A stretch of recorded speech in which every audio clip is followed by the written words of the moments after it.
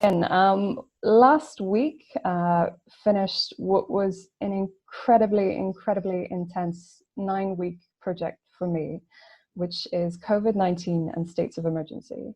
At the end of the 7.5 weeks that it was running online, we had published 82 contributions from over 100 authors around the world, including 74 country reports on legal measures that have been introduced in response to the COVID-19 crisis, the implementation of states of emergency throughout the world, and what consequences that those have in terms of democracy, human rights, and the rule of law.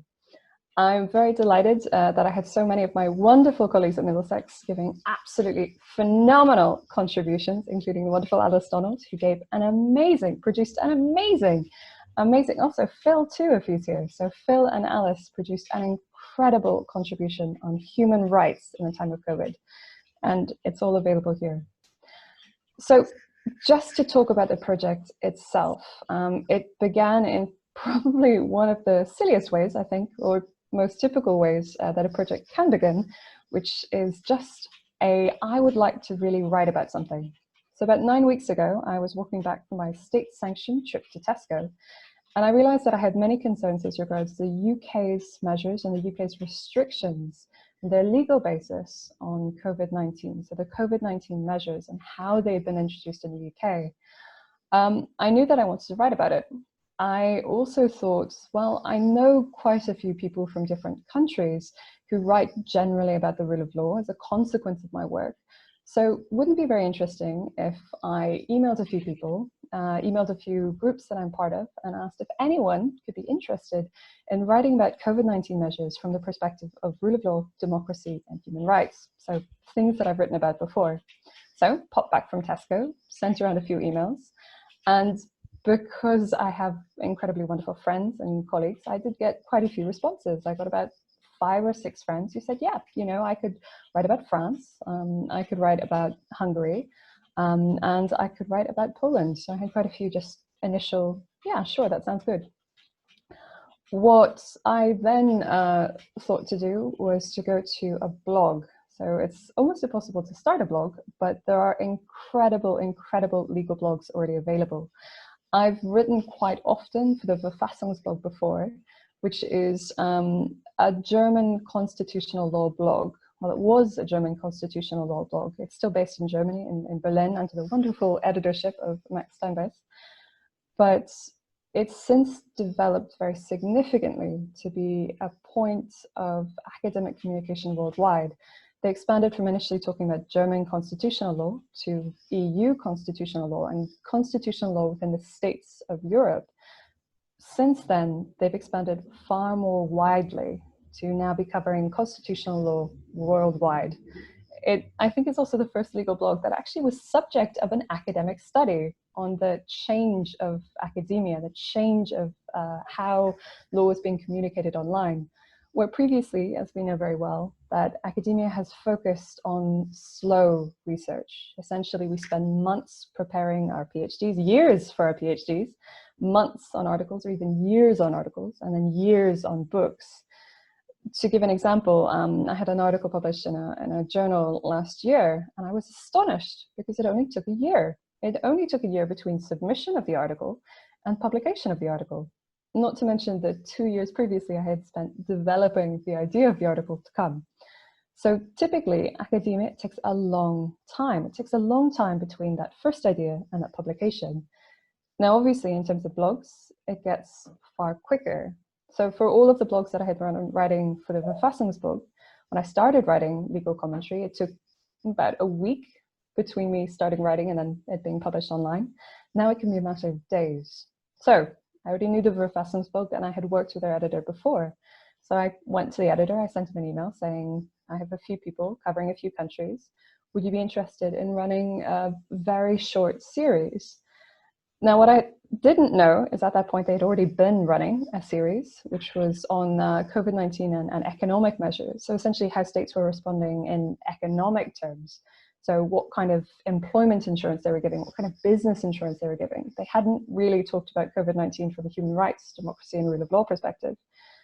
So the editor got back to me quite quickly and said, we have been running this series, but we haven't been looking at this from this perspective. We absolutely would love to do this. Yes, let's go with it. So what then developed, I still am getting to grips with, but essentially in the first week, I celebrated that we had 10 country reports. By the third week, we had 50 country reports. By the sixth week, we were covering about 80% of global population. It was just astonishing.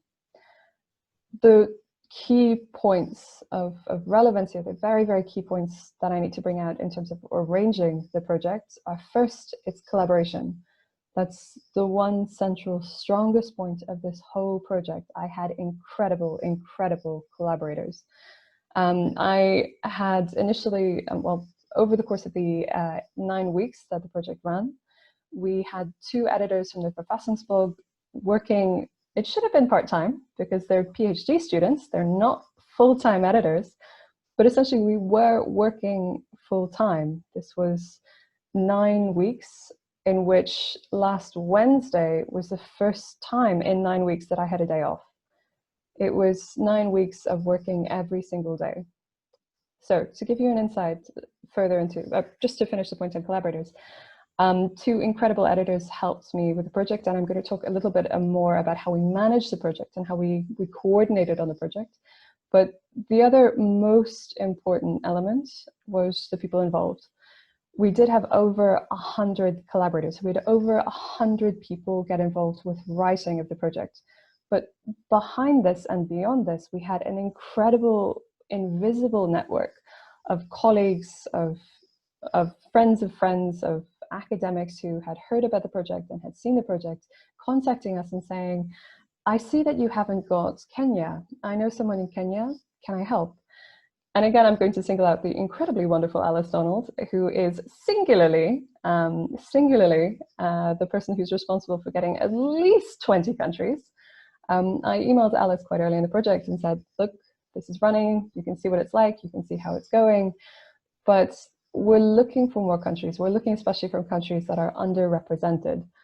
It's straightforward for someone like me who works on EU law to find EU countries. It's straightforward for me to also find the US and Canada and the big countries in the common law systems, but it's very, very difficult to find people from the global south and from people who are not represented in academia and countries that are underrepresented in academia.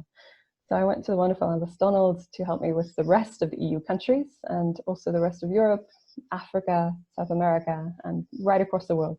So she is singularly responsible for a huge number of countries that then joined, and I'm deeply grateful. My gosh, I'm very deeply grateful. So we had incredible, incredible collaborators. But to give you an insight into what's behind the project, I'm going to show you the shared Google Doc that I had with the editors. So from the very beginning, this is the one thing that I look back on, and I'm so deeply grateful that I did from the very beginning, was I tracked everything meticulously. When you have 15 country reports and commentaries in varying states of preparation, the most difficult or the easiest thing to happen is actually to forget a country, to forget an author. Typically, I would be receiving between 50 and 65 emails every single day. And that's only related to the project. It's not related to my normal job, my regular work, everything else that I had to keep up with. I was also doing the EU law exams at that same time, which was a surreal week. But it was incredibly important to find a method of tracking everything very meticulously. So everything and every stage was tracked. This is something that I shared with the editors. So we would be emailing each other constantly back and forth, but we would always have this open. We'd always be tracking at what stage every country was at. So I can tell you, I was so utterly thrilled and delighted when I saw that final contribution was done. That final contribution was completed.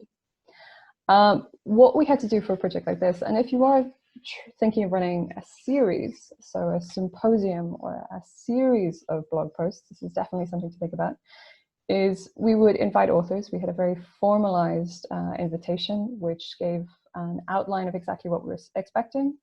If I thought ahead, I would show you what the invitation looked like. But essentially, it said, this is the project, this is what we're doing. At this point, it had already gone online. So the project was already running at this stage. So we would give a link to the project and say, this is what we're doing. You can read our latest reports here. We're publishing every single day. This is analysis in near real time. We were seeing publications of analysis about legal measures that had only been drafted a few days before or implemented the day before and being analyzed and published openly the day after. So we would send a formalized invitation with an outline of what we expected all authors to consider. This is the basic legal framework of what constitutional system they had in terms of states of emergency, what kind of emergency powers they had, they were using, they were drafting, and also what consequent, emergent, or other issues were then arising in terms of human rights, democracy, and the rule of law. We again had incredible collaborators. We would get initial reports that would go through me first. I would do a first initial edit for both substantive and for linguistic changes. So a huge percentage of our incredible collaborators were English as a second language. And I was always so wonderfully impressed that we really had very few language issues throughout the project, which is fantastic. But then we would always focus on the idea of international readers. And something very important to also note about the Verfassungsblog is it is an academic legal blog. The majority of authors on the Verfassungsblog are academics. They write to an incredibly high standard. But the majority of readers are not only legal academics, but they're also journalists and, well, government workers, institutions, and policymakers. So a lot of relevant stakeholders will read the Verfassungsblog. It's an incredibly widely read piece. I know this, especially because I'm a researcher for the European Parliament, so a person who works for the DRF, so the Democracy, Rule of Law Committee, got in contact with me about it to check if I had certain countries already covered and when they were coming. And he was sending me the draft, well, he was sending me the internal reports, which were citing the Verfassungsblog articles that we've been publishing in the symposium. So this real-time analysis of experts was something that was almost immediately engaged with and adopted by very, very senior figures within institutions, not only EU, but worldwide.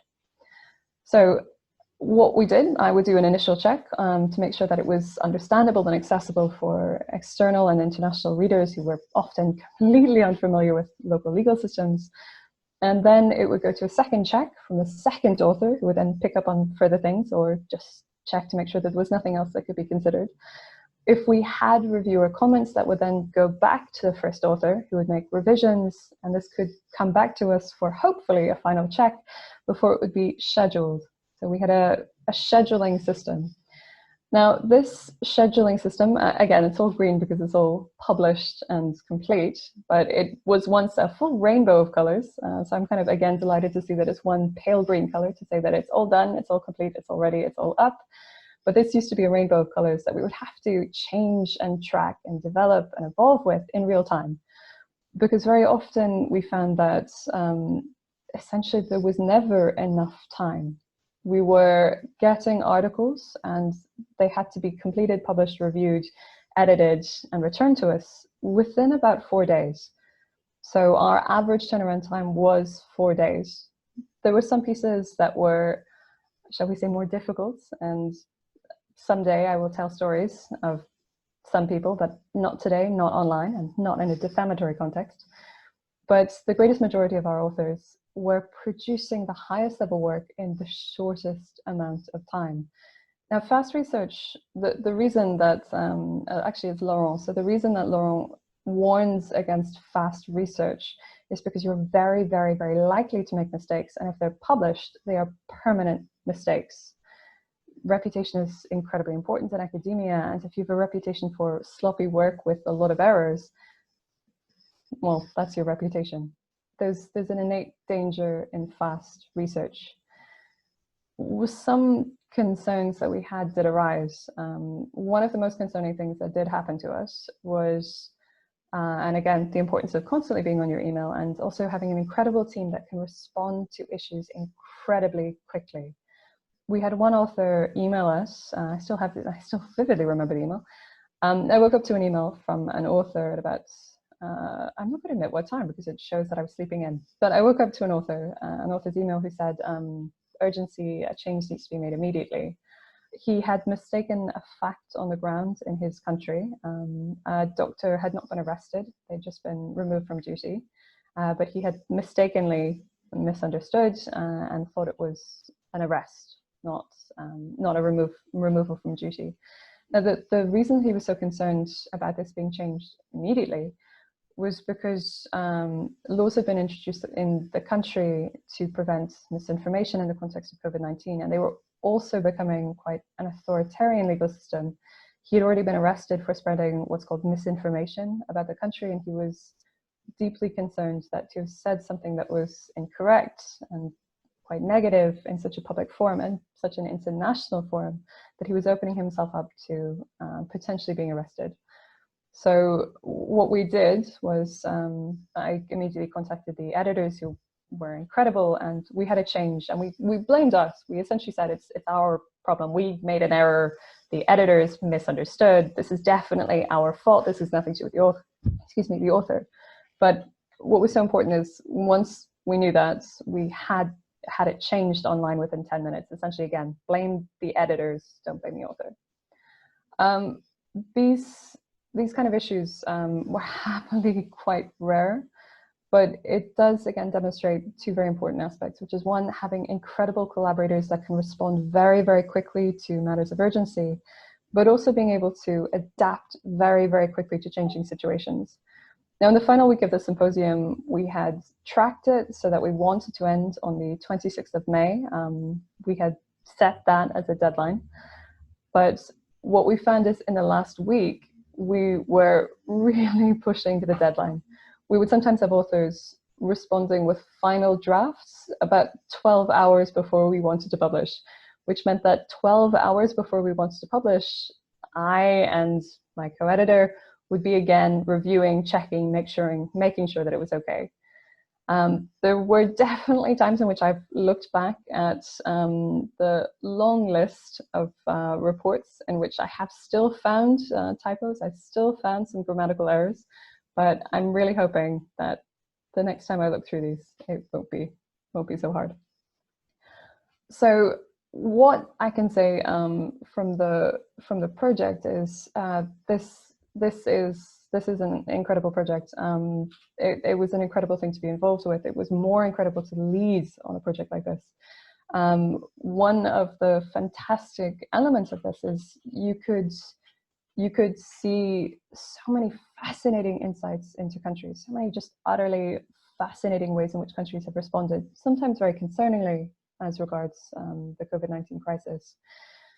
So when the project continued to develop, and especially when we knew it was going to end, two of the very important questions that we discussed was, well, how to end it. So we were chasing China. We were chasing a report from China for quite a long time because, as you can imagine, it's actually very difficult to source an academic who's willing to speak quite openly about legal measures in China. We eventually did find a recommendation for a Chinese scholar. In fact, the recommendation was, I started emailing China centers throughout the world saying, here's a project, we're looking for someone to write about China. So eventually it was someone in, I think, Yale or Columbia University who emailed me back saying, why don't you ask someone in KCL, Ava Pils, she's a fantastic scholar on Chinese law, you should send her an email. So despite looking throughout the world and looking very hard in China, I eventually found the Chinese author in KCL in London, a few miles from where I live. So she produced an incredible report, an absolutely incredible report. And talking with the team, we thought, look, this is the perfect way to end. The perfect way to end the symposium is on a report from China, almost ending where it began.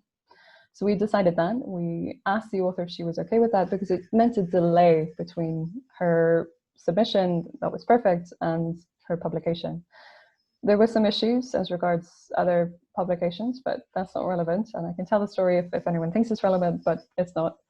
But she updated it 24 hours before for a final version, and that was the final country report that we published on the 25th of May.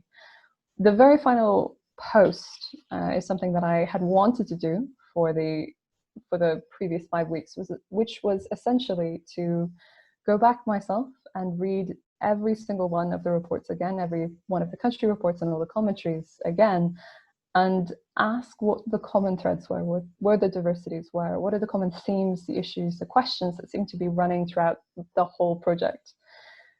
I'm not going to lie, that was an incredibly difficult process, because again, it was about 190,000 words altogether. So processing 190,000 words in 4 days. Knowing me, I wanted to kind of say to PhD students, you should write early, develop early, keep reading, keep researching, keep writing early. That's the way to do it. But I'm going to be honest enough with you and say, look, I usually leave things to the last minute, and that's not a process that I would encourage, but it was inevitable in this process because I was running a project and I had no time except for the last 4 days. So on Thursday before the Tuesday in which it was going to be published, I started writing.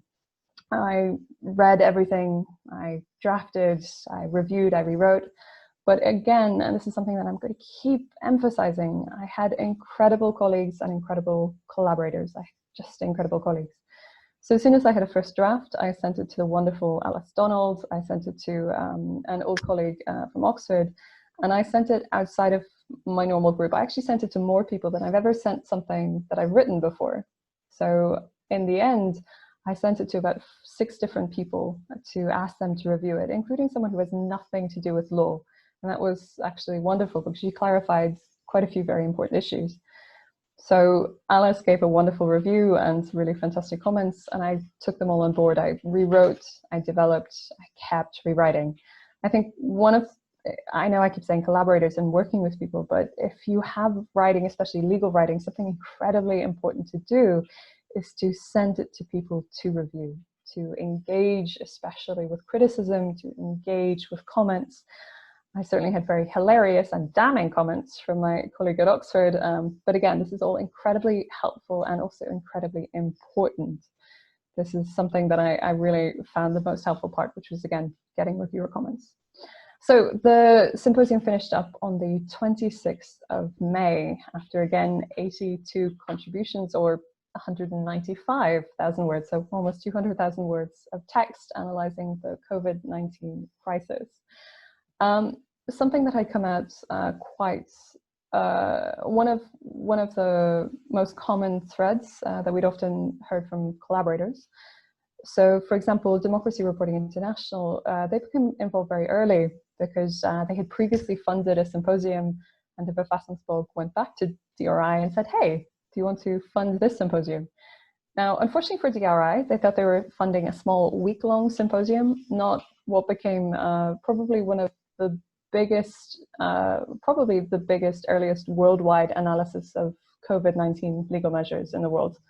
So it was a little surprising for them at the end, but they were wonderful collaborators who also contributed to fantastic contributions to the project. So by the end of this, we had heard quite often from not only collaborators, so not only contributors to the project, especially the wonderful Kim Lane Chapela from Princeton, who wrote a fantastic report on the US, but also has been singularly cheerleading the project to constitutional law professors throughout the US and the world. But a request that we got quite often was for a single volume. So essentially to bring everything together and create it into a single book. Now, wonderfully, right now, we do have a publisher who we just need to confirm with. So again, I'm not going to announce the publisher before they confirm with me. But the reason that I mention this is it's very, very important too to think of longevity, of well, you've reached the end of this project. Well, what next? What can you take? What findings can you take from this research?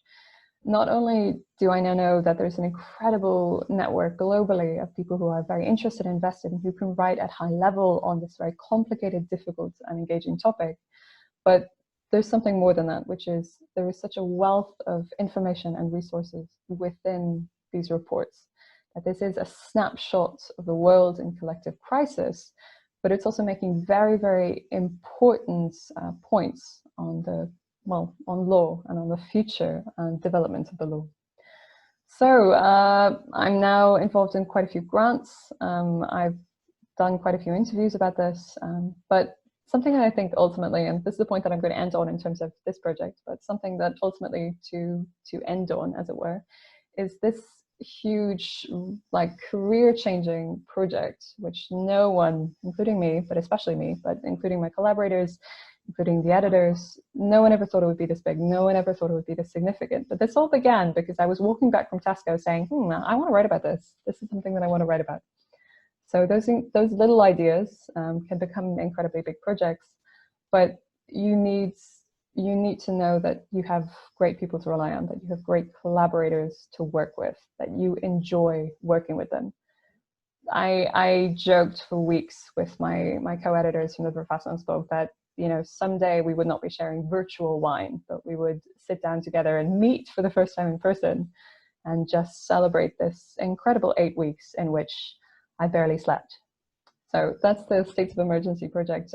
Everything is available online. It's all open access. Our future volumes, our future book is also going to be open access because that's something that's very, very important to me, which is that research should be accessible and available to everyone at all times. So that's the States of Emergency project. Very quickly, just because I really want to take a drink of water, I'm going to pop this on. I'm quite sure that you probably won't be able to hear the volume of the video, but this is the latest Sticky Tricky Law video. I've been told by too many people it's very fast, but let's see. So I am going to make sure the subtitles are on, and we're going to hopefully that subtitles on. We're going to find out. But this is the latest Sticky Tricky Law video, which was published a few days ago. So can everyone see this, just to check? Yeah, Alice is nodding. Great, all right. I don't know if you can hear the volume, but there will be subtitles. It's Sticky Tricky Law. The rule of law is a universal legal principle and a basic requirement of the legal system. Rule of law is different than rule by law. Rule by law does not require the government to subject to law, but the rule of law does. Rule of law means that all state bodies and the government must uphold the law. The rule of law requires equality before the law. This means that everyone, including state bodies and the government, should be required to follow the law, but can also enjoy the benefit of the law's protection equally. Essentially, no one, no body is above the law. The rule of law requires that law is accessible, clear, and certain. This means that law must be easily available, stable insofar as it's possible, and be written in simple language so that we can understand what the rules are and be certain of what we can and cannot do under the law. Under the rule of law, public bodies must use the powers given to them by the law reasonably and only insofar as they are allowed to do so. They cannot use them for an unintended or arbitrary purpose. This ensures that state bodies are accountable to the law and protects us from government having absolute power or acting arbitrarily. To be able to enforce rights, including human rights, there must be independent bodies such as tribunals and courts that allow people to have legal representation and so access to justice. Access to justice will only be effective if both sides of the dispute have equal access to the court, and the dispute in court is conducted publicly, and the courts and judges are independent from the state and the opposing party in the dispute. So that is, there we go. That is the latest Sticky Tricky Law video. So Sticky Tricky Law is a project that I began in 2017, January 2017, again originating in a rather ridiculous origin story, which is friends had been very confused about parliamentary sovereignty, so the idea of triggering Article 50 as was. So I drew a few pictures on a post-it note that I had, and I said, you know, this is Parliament, this is government, this is the button, this is what happened. So I essentially explained triggering of Article 50 of the TEU through post-it notes. I humorously posted this on my own social media, and teaching you the very, very keen importance of privacy, and especially data privacy. A colleague of mine had actually seen it because we were friends on Facebook, and she said, can she post it on the law school account? I said no, because the post-its were awful, the drawings were terrible. So I said, look, I'll redo it, and then you can post that. So for the next few weeks, we did a few, we tried to develop it together, and then unfortunately she got a bit busy. So from there, I have been running this Sticky Tricky project for the last 3 years. I would love to say that it's regular, but it's not, because inevitably with these projects, which are not really part of your job, this is something that I do outside of my normal work. I don't get any special hours or time for this. But one of these projects, it essentially has to fit around what you do. So this is slow research. It takes a long time to create these. I know it doesn't seem like it. That was 1 minute and 30 seconds, and it took 3 days. 3 days to do that. Essentially, to describe essentially what I do, I will first think of the topic that I want to explain. So for example, I'm hoping to explain regulatory divergence and essentially what's going on right now in Brexit negotiations. So what I'm going to be doing is simply explaining that. And then I trace out a few post-its. I then do the drawings of the post-its, and I'm never satisfied with my drawings. So that takes a lot of drafts and a lot of redrafting the post-its. I then photograph them and record the audio. If this is a video, otherwise what I have also been doing is just pictures. So it began just with images. Video has only started in the last year or two. So I'll photograph the post-its. I'll then add the very simple explanation and then post it on Facebook, Twitter, and YouTube if it's a video. The wonderful thing about this project is it really has forced me into learning new skills and programs that I never thought I would use as a PhD student, and then as an academic, which includes, well, Photoshop and now Adobe Premiere.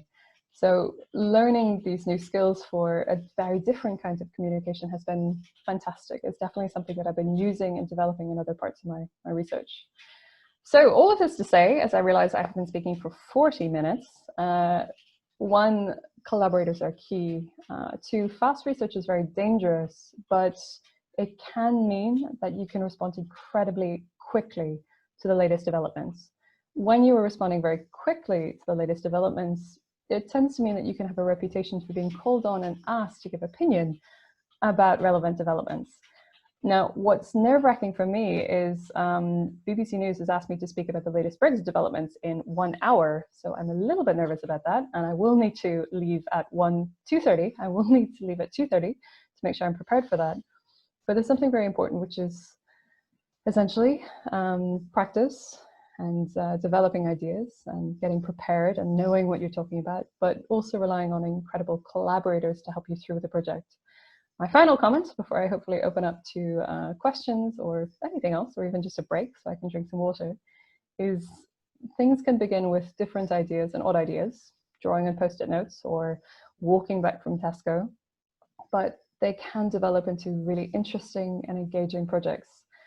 What I can say with complete sincerity about Sticky Tricky Law and State of Emergency is these were fascinating. It was fascinating to work on this. It's fun to work on this. And when it's 2 a.m. in the morning and you really need to go to bed because you haven't slept in 5 weeks, but you know you really need to finish the report because that country is going to be published very quickly, it gets you through because it's still fun. It's still important. It's still impactful, if we want to use that word. It's still relevant. So enjoy what you do, and it makes the hard work easier. Thank you. Joelle, thank you so much. I was thinking when you began talking about the kind of exponential growth of the number of countries that you're reporting on, that was mimicking the virus itself in the way that it took off from a small beginning. But just both projects, such incredible examples of how to make simple, make more widely accessible, bring to new audiences the stuff that many of us just write about within the kind of confines of academic publishing. So questions, comments? Anthony's clapping. That's a nice Yeah, thank you. I noticed if you clapped, so thank you, Elvira. Thank you, Anthony. Bill had a thumbs up. Thank you, Bill. Great. Who would like to? There's lots of generic lessons there, aren't there, about collaboration, for example, and we can do blue hands on Zoom or real hands, and I'll hope I can see them. Oh, Erica. Yeah, can I just, thanks, Joelle. It's fascinating, but I think one of the things to take from this, which I found, and I've probably gone a totally different route from you, but you never know where something leads you to. And you start with a small idea, and I've had things where I wanted to go to a conference in Dublin because two of my colleagues said they were going as well, and maybe we could have a jolly in Dublin.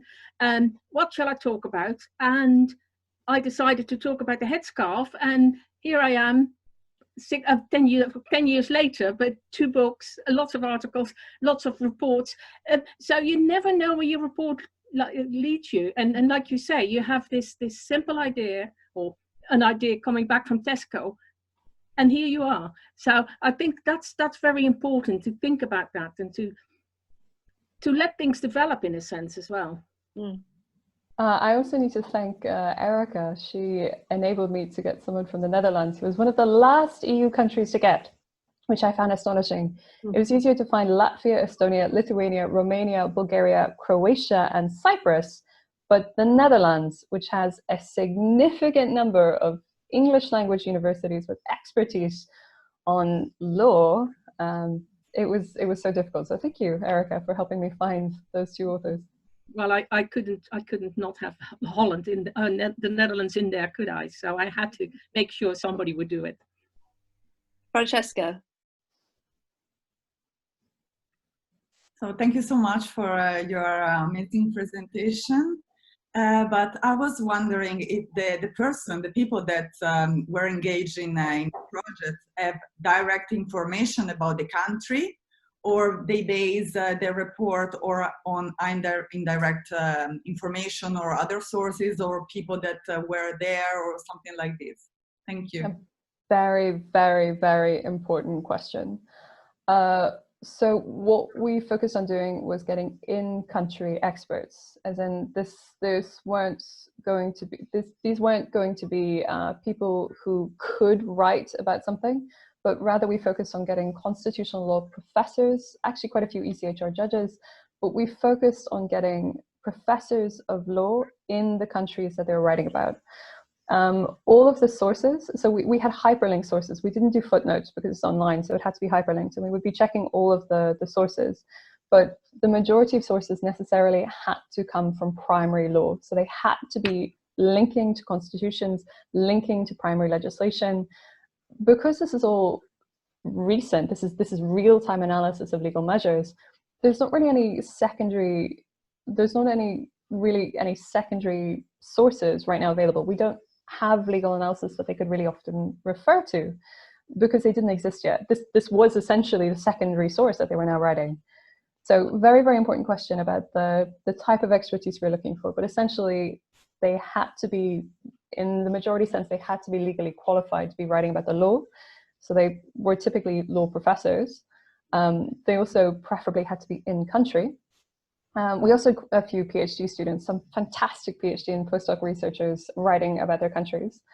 But all of the work that they were basing it on had to be primary sources. They had to be writing about the literal legal measures, not about what people have thought about them. There were obviously some fantastic reports that did engage with wider topics and wider debates. So for example, the Poland report engaged with so many of the critical legal issues and rule of law issues that have been ongoing. So not only did he focus on individual legal measures that had been introduced in context of COVID, but he also looked at a broader perspective of other sources. So in that way, he did engage with secondary sources. But again, a very, very important question. So thank you, Francesca. Thank you very much. Thank you. I remember actually, Joelle, when we were talking sort of somewhere early on or in the middle of the process, maybe you were talking about having some PhD students or possibly quite early career academics writing, and that in fact that was one of the, I don't know if it was an intended or a spin-off of the project, that you were able to help some people get published for the first time and to do a certain amount of kind of mentoring in the editing process. Exactly. This is something that we didn't broadcast widely, but this is actually something that was quite important, especially from countries, again, that were underrepresented. So we had one author, I'm not sure if it would be embarrassed. No, he wrote a fantastic report, but I'm not going to say his name and I'm not going to say his country. We had one author who had never published in English before, he had never published online before, and he was very, very nervous about the submission. But one very important part to me is about developing research and developing early career research. and also developing very wide representation in research. So he perhaps had more support than we would give to more senior authors. There were a number of reports, happily very few. There were a number of reports that we had to reject because they simply did not reach the requisite standard of the Verfassungsblog. But in the context of quite a few early career researchers, we, in the fullest extent that we could, we never rejected an early career researcher. We instead put them through more cycles of review, more cycles of discussion, more cycles of like clarity in, you must address this, you must give evidence for this, you must provide us with sources and links to what you're talking about. So for early career researchers, I'm delighted that we had so many involved in the project, but as Ella said, it was something very important that we gave them extra support and extra mentorship. Whereas with more senior and more established academics, we didn't tend to follow the same, I don't want to say leniency, or the same support. We tended to expect higher standards of people who had been publishing so often. So there were a few occasions in which simply it was not good legal analysis. In another occasion, it didn't have any legal analysis, and it was merely politically attacking the government without substance, without evidence, without support. And in that case, we simply couldn't accept it, because something that's incredibly important about this is everyone reads it. Insofar as humanly possible for us as editors, we need to confirm that everything said is true and it's legally accurate as possible. So yeah, it was wonderful to have so many PhD students and early postdocs becoming involved, because as Ella said, something very important to me is increasing representation and supporting young academics. I say as technically a young academic. Mm-hmm. As an old academic, I'd like Mohammed to ask his question. Yes, thank you, Dr. Alice, and I'm so happy to see Dr. Joelle again. Yes, hi, Mohammed. How are you? Yes, after the panel, and congratulations for the great project. Is very nice, and it will be very useful in the coming years. Hopefully, we will not have this crisis again. I hope not. Yeah, hopefully so. But like it. There is a lot of legal repercussions and a lot of legal measures that we're taking from different countries, as I can see from your project. And but did you see like similarities between the countries in taking the legal decisions and trying to making a balance between the rule of law, preserving the rule of law, and at the same time dealing with this crisis, which may need for some countries to take measures that is against the rule of law? Did you find like a kind of conclusion that countries take similar decisions that can make the balance? Absolutely. First thing I'm going to say is, please, I mean, it's weird for me to refer to my own work as like the answer to the question, but the final report addresses exactly what you've just said, which is the commonalities and divergences globally. So what I can say very, very, very briefly is we, across the world, the greatest percentage of countries, with some notable exceptions, and I'm looking at Belarus right now, they took very, very similar measures, which is essentially quarantine or social distancing measures, or closure of schools, closure of courts, suspension of certain ordinary functions of the legal system. This is very, very common practices throughout the world. Something that I didn't do, and this is quite important to me in the final report, is I didn't distinguish on essentially who's a democracy and who's not a democracy, or who kind of says I'm rule of law compliant and I'm not rule of law compliant. Essentially what I looked at in the final report was all of those different elements that constitute very important questions. So on what legal basis are you introducing these legal measures? So for example, one of the most important conclusions that I found is declaring a state of emergency makes a state no more likely to misuse or abuse emergency powers than states who rely solely on ordinary legislation, on health law. So the fact that you've declared a state of emergency does not mean that you are more likely to abuse the law, which is an assumption that we've also commonly been making because we've had such negative experiences of misuse of emergency powers. We've also seen quite a few countries who, through negative experiences with states of emergency, have just avoided the use of the term.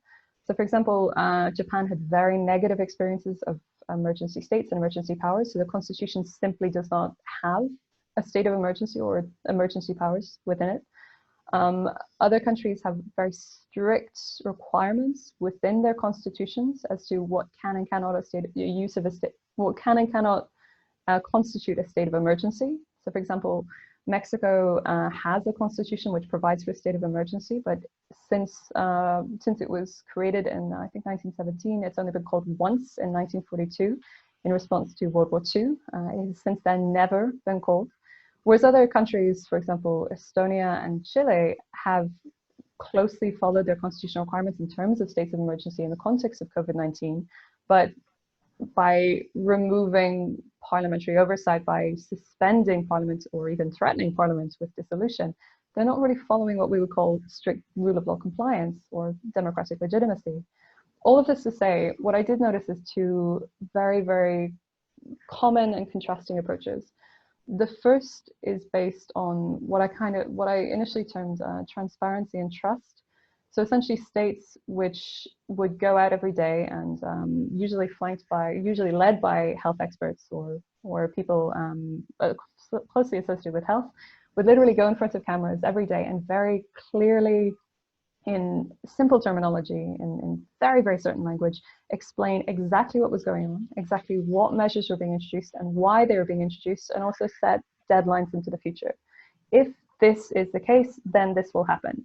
If that is the case, then that will happen. And this was happening every day. These countries also strongly correlated with high trust in government. So this is New Zealand, this is Denmark, this is Norway, in fact, this is all the Nordic countries with the exception of Sweden, who took a different approach. And if I'm right in what they said yesterday, they're kind of regretting it now.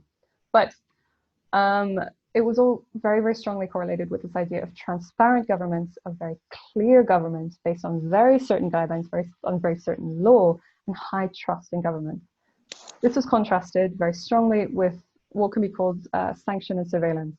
So very, very quickly, we saw an introduction of COVID-19 related criminalization of behaviors, which is, for example, the criminalization of misinformation, which often was misused to target both doctors and journalists trying to report on COVID-19 or other political opponents of governments. We also saw criminalization of any breach whatsoever of COVID-19 social distancing measures for quite disproportionate sanctions. So, for example, in Hungary, you can go to jail for between 5 and 8 years for breaching curfew or for breaching quarantine. What we also then saw strongly correlated with disproportionate sanctions was militarization of response, which is essentially countries that tended to use military rhetoric. We're going to war with COVID, we're fighting COVID, we need to battle COVID, tends to also have a militarization response. So that means militarization of roles. So military personnel would take the role of doctors, they take the role of hospital administrators, they take the role of government, and in some cases, I'm thinking of Egypt actually, they've taken courts, like they're now running military courts, as you know very well, because I was on your panel. So all of this to say, the final conclusion of the report, and this is now a research project that I'm developing. So again, this is research developing and kind of going to the future. So the research project and the grant that I'm going to be working with a few international collaborators is basically trying to create guidelines. What are the best practice for institutions and government? But essentially, having reviewed 74 countries representing 79% of global population, there are some certainties. First, the best response in an emergency is urgency. It's urgency above anything else. There's one country that I deeply regret is not represented, and that's Mongolia, because Mongolia has a 0% mortality rate and it has the lowest infection rate in the world. Because they introduced the measures that we introduced here in Europe in March, they introduced them in January. Everything that we did 2 months later, they did in January. What we tragically and bitterly and sadly are aware of here in the UK is our delay of 2 weeks from the rest of Europe is clearly correlating with a higher mortality rate. Urgency is everything. Now, beyond that, and the very, very important key lessons from a rule of law perspective is urgency must be paired with legal certainty, with transparency and very clear communication. You must have a very clear legal basis upon which you are making these measures. You must be constantly communicating these measures in a very transparent way. Legal certainty, transparency, and this correlates strongly with trust. So one of the key lessons I then wanted to bring out, and this is the Italian lesson, this is the lesson that we can derive from Italy in terms of best practice. They responded urgently, but terribly. It was, according to Yolinda, who my friend and dear colleague, Yolinda, who wrote the Italian report, it was legal and regulatory chaos right across the country. Administrations, local, regional governments were introducing all sorts of different laws wildly, and it was incredibly difficult for ordinary citizens to follow any of the rules. It was chaos. But what they did, and this is something that we also see in Norway and in Finland, and also in New Zealand, is central government and regional government and local government, they responded to criticism of experts, of stakeholders, of health officials. They responded to criticism. They reformed and recreated and re-implemented new laws which introduced that certainty, that transparency, that legality. So the key lesson, I think, of this whole project in terms of responding to an emergency is, one, you must be urgent. You must introduce measures as soon as possible. But even if you make mistakes in your law must be reformed with expertise. Law must be reformed with external engagement. Law must be recreated and reformed. So respond quickly, but keep reforming your law in light of criticism and external engagement. That is, as has been shown worldwide, the best practice in response. So I hope I answered your question. Yes, thank you so much, Dr. Joelle. Well, it's actually in a way that your conclusion is a very optimistic one in many ways, isn't it? Because one might have thought before all this started that the more draconian states would have the better health outcomes simply by view of, you know, exercising such control over populations. But this isn't the case, and that's a really optimistic conclusion, isn't it, in some ways? So, in one, I think for academic honesty, I should clarify that if draconian states did the same thing, if states that we would normally describe with being very authoritarian and draconian did the same thing of legal certainty, legal transparency, urgency, we could see the same conclusions. But there's a bigger question and bigger debate beyond that, which is, yes, I have just answered how to respond to an emergency, how to clearly and best respond to an emergency, which is not depending on whether or not you're a democracy or whether or not you're a military dictatorship. But there are wider, bigger concerns. And this is something that's very important in terms of our own research, which is you could be answering one question about one topic, but there are bigger, broader consequences and impacts on legal systems. So one of my very sincere concerns when it comes to so many states is we have introduced permanent changes to the law, very permanent sweeping changes to the law, which is deeply concerning. For example, I mentioned the criminalization of misinformation and the criminalization of breaching COVID measures in Hungary. That was a permanent change to the criminal legal system. It wasn't temporary. It wasn't with a sunset clause that this ends on this date. It's permanent change. So also in terms of, also to highlight one of the difficulties is it was difficult for me to assess whether or not something is a good measure. I assessed it through a combination of mortality rates, of infection rates, and also public responses, and how soon measures are being introduced, how serious, like if they're becoming increasingly serious depending on what the rates were. I tried to include as many different data points as possible to discern when a practice is good and leading to good outcomes. So Alice, I really like that your interpretation is this is optimistic. If you are rule of law compliant, if you engage with criticism, if you engage with legal reform, and if you engage with urgency, this is the best thing possible for a legal system. And it does tend to be the case, and I think this is a good thing, but it does tend to be the case, which is if you are a state and if you're a government that is open to criticism of your laws, you tend to be a healthier democracy, and you tend to be better placed to make these legal reforms that are needed. And you tend to have higher trust in your measures, and you tend to have higher trust in government. If you have higher trust in government, you have higher compliance with the law and higher compliance with the rules. And as we all know from COVID, you literally cannot police an entire nation. You cannot set a policeman outside of every single person's door. you require the population to follow the law themselves insofar as is possible. So again, this is all a wonderful circle of trust, transparency, compliance. But yeah, no, I like that it was kind of an optimistic ending. It seems so to me. If this isn't an unfair question to finish off, because I know of course not. Based upon what you've just said, where, if there was to be a second pandemic, where would you most like to live, and where would you least like to live? Oh man, God, that feels like one of the like fun questions at the end of an interview. It was a fun question at the end of an interview. I'm not going to get one of those in like 40 minutes. New Zealand, honestly, New Zealand. My gosh, New Zealand. One, I've always wanted to go to New Zealand, and I hope my husband is listening right now. I always wanted to go to New Zealand.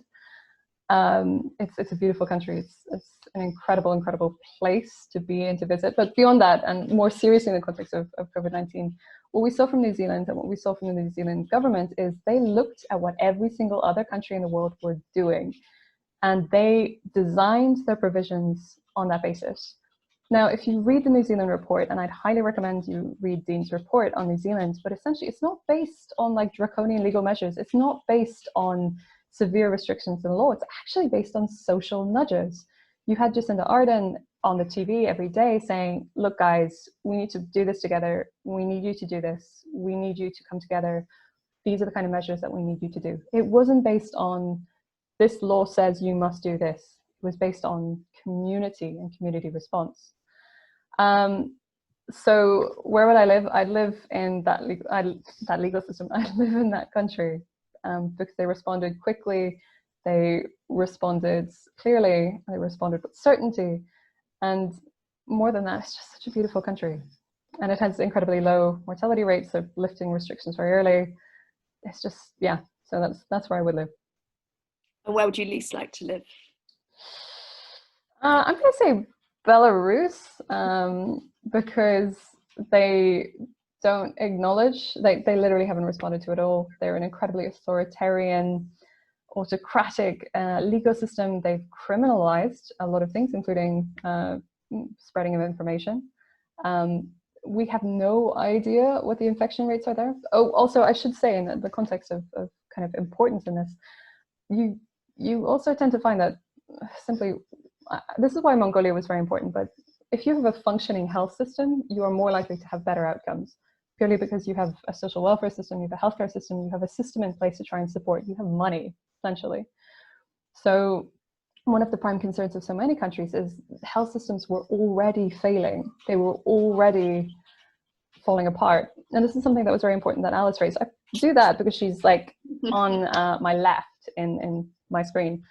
This is something very important that Alice raised, which many other authors throughout the world raised, which is if you are in overcrowded accommodation with no access to water supply in the building, if you are in a place with already high potential comorbidities, including HIV and TB, if you are in a place where there's already so many severe difficulties, then government advice of stay home and wash your hands is the choice between potentially risking your health or definitely risking your life. So something that was kind of, I was conscious of, not only the final report, but we were conscious about throughout the symposium, is we can't give absolute opinions on health advice, because one of the things that have been most clearly revealed in the project is this endemic socioeconomic inequalities, so very extreme inequalities. Now, I mentioned Belarus because their health system is not so good, but also primarily there's no information. We don't know how COVID is impacting the country because there's no public information about it. So one of my concerns right across the world is in many states they just are not testing for COVID, so we don't know mortality rates. We do not know the consequences. So where would I least like to live? I have a list of 10 countries, but I'm not going to name them.